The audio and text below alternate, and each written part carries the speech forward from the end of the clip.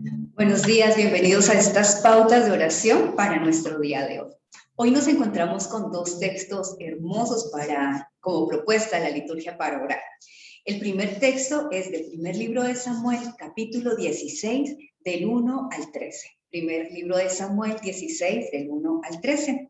Y la segunda lectura que quisiera hacer énfasis esta mañana es la del Evangelio de San Marcos, del versículo 21 hasta el final, versículo 27.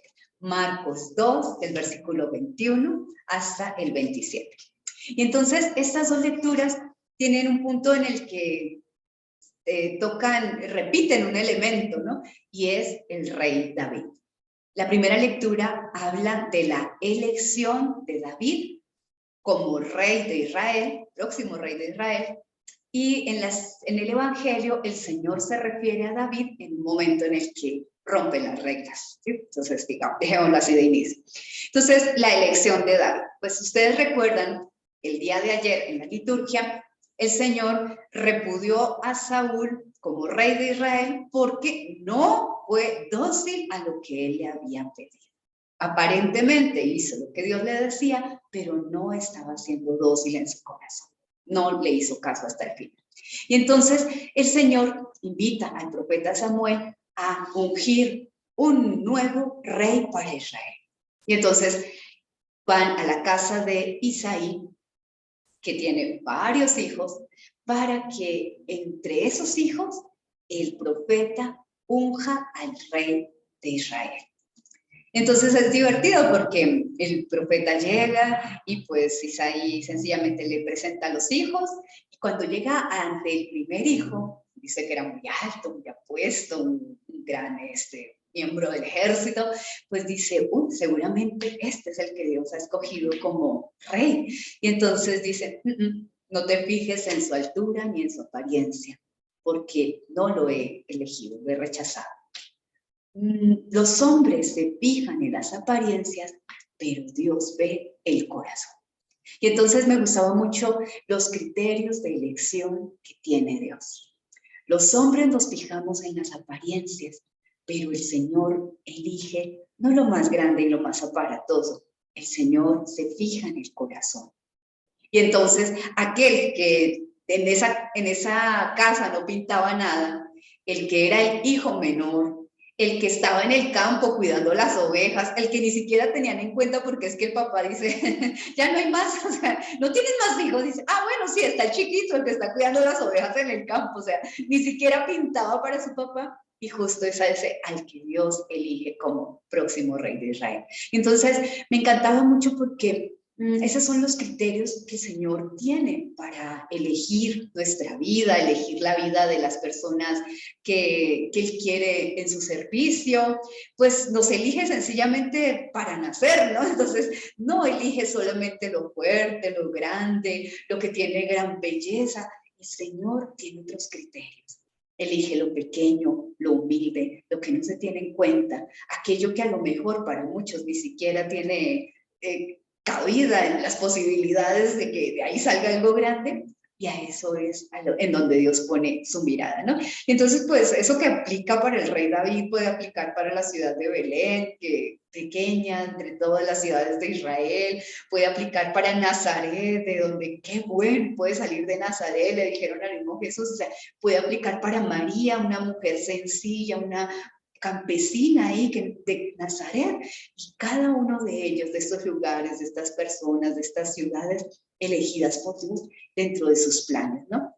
Entonces me encantaba porque tú y yo también nos podemos sentir elegidos por Él.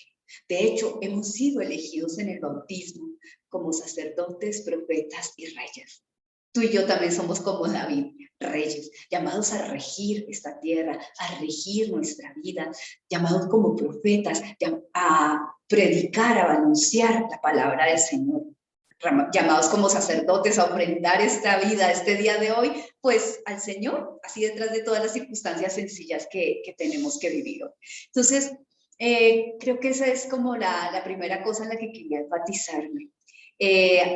Hacer caerles a ustedes en la cuenta de que el Señor, cuando elige, no elige según categorías humanas. Nuestras categorías, lastimosamente, van al sano, al grande, al hermoso, a la cultura más fuerte. Pues eso de la selección de la natural de las especies, ¿no? El más fuerte, ese es el que continuará, ¿no? Y entonces es muy bonito porque nada de eso tiene que ver con los criterios del Evangelio, con los criterios de la palabra de Dios. Si tú te sientes pequeño, humilde, sencillo, que a lo mejor ni siquiera eres de gran brillante, puede ser que el Señor tenga para ti un proyecto muy grande, porque es así. Él se fija en el humilde, en el abatido que se estremece ante sus palabras. Pero hay una característica hermosa en David. David estaba con el rebaño. O sea, David tenía un corazón de pastor. Y eso es lo que Dios se fija. Dios se fija en el corazón. ¿Qué estaba mirando el Señor en David? Pues esa capacidad de un corazón en el que cupiesen las ovejas, los hermanos, los hijos de Dios que él iba a confiar. ¿Qué se fija en ti? Pues que tengas capacidad de ser dócil a lo que él te dice, de que tu corazón quepa más que tú y tu egoísmo, que quepan más que tú y tus circunstancias, que quepan otros. Ese es el lugar donde el Señor se fija, en tu corazón. Entonces, pues primera cosa que te invito a contemplar y agradecer. Gracias, Señor, porque aunque nadie me eligiera para muchas cosas, no sería yo una gran reina de belleza, desde luego, ni modelo, ni nada de eso. Tal vez no sea una gran actriz, ni sea literata, ni nada de esas cosas de este mundo. Tal vez nadie me elegiría en su equipo de baloncesto ni de fútbol, pero tú me eliges como rey, como sacerdote, como profeta, para formar parte de los que trabajan por ti. Qué cosa tan hermosa, ¿no? Primera cosa. Pero además, en el Evangelio, Jesús se remite a la imagen de David. Y entonces a Jesús le están en este momento haciendo un conflicto, como siempre, los escribas y fariseos, porque sus discípulos están cortando espigas y las están comiendo en un día de reposo. Y entonces dicen, o sea, no te das cuenta de cómo es posible que le permitas a tus discípulos hacer eso en un día de reposo, ¿no?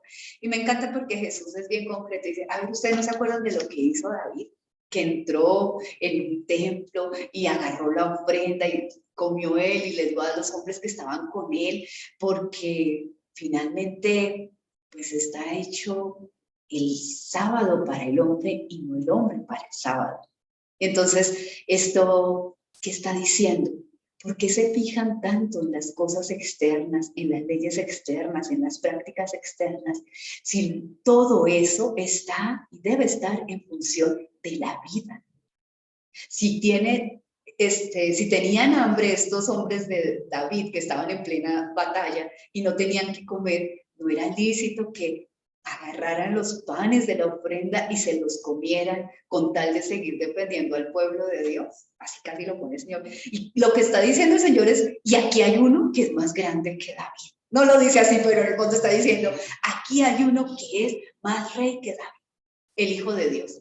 Y el Hijo de Dios tiene autoridad sobre el sábado.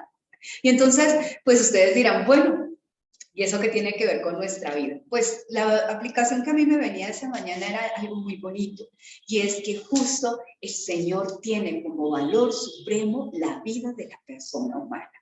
Ustedes y yo tenemos como criterio de discernimiento y de valoración en nuestra vida que aquello que va en pro de la vida humana es lo que hay que defender realmente. O nos ponemos a defender reglas, prácticas, cosas que no van en pro de la vida humana.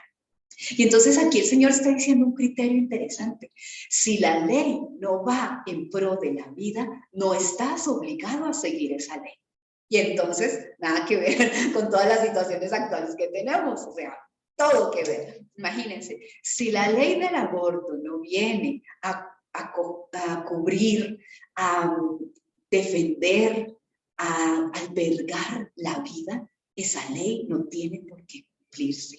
Si la ley que autoriza la eutanasia no viene a defender la vida, no tiene por qué cumplirse. No cumplas nada que no vaya en pro de la vida.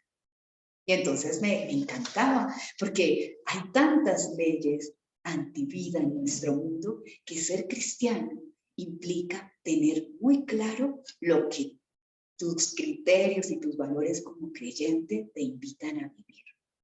Si eres cristiano, ninguna ley antivida tiene que entrar en tu siquiera panorama de posibilidades. No, no tiene por qué entrar. Pero además, eso pasa en cuestiones así grandotas, pero a veces pasa en cuestiones chiquitas. Esas leyes por las que riges tu familia, ¿cuáles son tus prioridades en la casa? Las leyes por las que riges la educación de tus hijos, las leyes por las que riges tu horario, tu agenda, tu jornada diaria. ¿Qué es aquello a lo que tú le das prioridad en tu vida? Son cosas y son realidades donde lo que se defiende es la vida física, psicológica, relacional, espiritual, o son leyes que nos da nuestra sociedad y hay que seguirla. Y voy al punto. Ejemplo, la tecnología está hecha para el hombre, no el hombre para la tecnología. ¿Cuántas horas al día le dedicas a estar pegado a un celular, dejando que la vida se pase ahí horas y horas chateando, comentando, dando me gusta, haciendo cosas que no tienen sentido, que son totalmente carentes de razón de ser, pero se nos va la vida en eso? ¿Sabes qué? La tecnología surgió para el bien de la vida humana, se supone. Pero el problema es cuando la vida humana se hace sierva de la tecnología. Podemos decir lo mismo de, yo qué sé, el trabajo. El trabajo se hizo para que tu vida subsista de una manera digna, no para que la vida se deshaga, se desentrañe, se destruya porque estás trabajando. Y pues pon ahí una lista de cosas que puede ser interminable. Dice el Señor, custodia la vida. Así como David custodiaba las ovejas, custodiaba a sus soldados en plena batalla, así como el Hijo del Hombre vino a custodiar la vida de sus discípulos, la vida de todo ser humano en este mundo, tú como creyente estás llamado a custodiar la vida. Para eso te eligió el Señor, para que donde estés seas un custodio de la vida, no de la ley. No de las leyes que van en contra de la vida, no de las leyes que van en contra de la calidad de ser humanos, de ser personas, de ser familias. Entonces, pues, esa es mi invitación. Revisa qué se prioriza en tu vida y en tu familia. Y recuerda siempre que estás en función de aquello que se llama vida, vida humana, vida de Dios en tu familia, vida de buenas y sanas relaciones interpersonales. Y si hay algo que no está colaborando en eso, por favor, no le des prioridad. No sigas esa ley, no sigas esa regla en tu vida, porque no te está ayudando, te está destruyendo. Pues que el Señor nos regale este día pues discernimiento, nos regale también pues el deseo de custodiar su vida en nosotros y en los que nos rodean, que nos sintamos elegidos por Él para ser custodios de la vida en medio de este mundo. Un abrazo, que el Señor nos siga llevando.